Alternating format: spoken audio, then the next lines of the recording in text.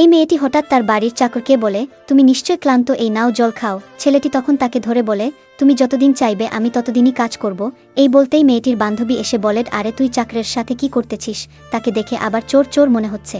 মেয়েটি বলে, তেমন কিছু না, আসলে সে আমার প্রেমে পড়েছে। আড়াল থেকে ছেলেটি সেসব কথা শুনে নেই এবং তাদের কাছে গিয়ে বলে, বাড়ির সব কাজ শেষ হয়ে গেছে।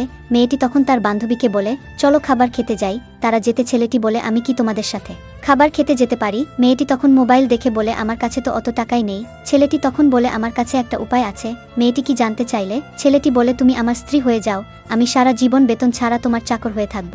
এই বলে ছেলেটি তাকে কিচ করতে গেলে মেয়েটির বান্ধবী তাকে থাপ্পড় মেরে ফেলে দেয়। ছেলেটি বলে, সমস্যা কি? মেয়েটি বলে, চাকর আর মালিকের প্রেম, আমি সহ্য করতে পারছি না, আমি দুঃখিত।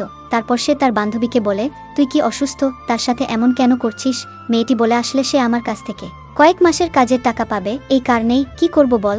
তারপর মেয়েগুলো তাকে একটি দামি হোটেলে নিয়ে গিয়ে অনেক টাকার বিল করে তারা সেখান থেকে চলে আসে।